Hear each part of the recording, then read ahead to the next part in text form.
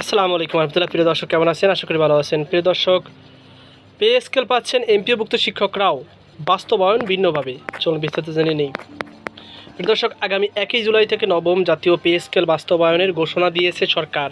নতুন পে স্কেলের সুবিধা পাবেন এমপিওভুক্ত শিক্ষক কর্মচারীরা।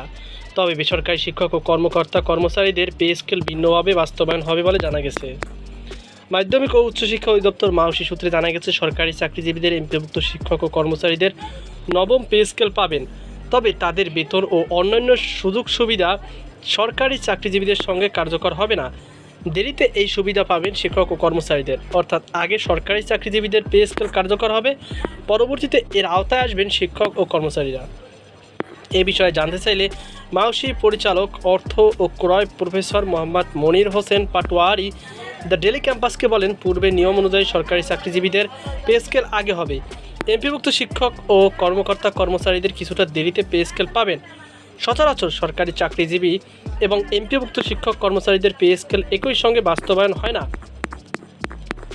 বেসিক বৃদ্ধি পেতে পারে যেভাবে।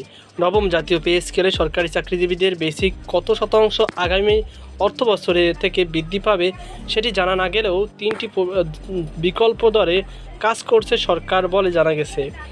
সচিব কমিটির প্রথম প্রস্তাবনা অনুযায়ী প্রথম ধাপে মূল বেতনের 50% বৃদ্ধির কথা রয়েছে। বিকল্প হিসাবে প্রথম থেকে নবম শ্রেণীর গ্রেডের ক্ষেত্রে 40% এবং দশম থেকে 20তম গ্রেডের ক্ষেত্রে 60% বেতন বৃদ্ধি করা হতে পারে। আরেকটি বিকল্প হিসাবে নিম্ন গ্রেডের কর্মচারীদের বেসিক শতভাগ বৃদ্ধির চিন্তাভাবনা রয়েছে। নাম অপ্রকাশিত রাখার শর্তে অর্থ মন্ত্রণালয়ের এক কর্মকর্তা দ্য ডেলি ক্যাম্পাসকে বলেন, বেসিক নিয়ে একাধিক বিকল্প রয়েছে। কোনটি কার্যকর হবে সে বিষয়ে সরকার পক্ষ থেকে ঘোষণা আসবে। এ বিষয়ে আমাদের কোনো মতামত বা মন্তব্য করা ঠিক হবে না, কেননা সরকার চাইলে যে কোনো সিদ্ধান্ত নিতে পারে।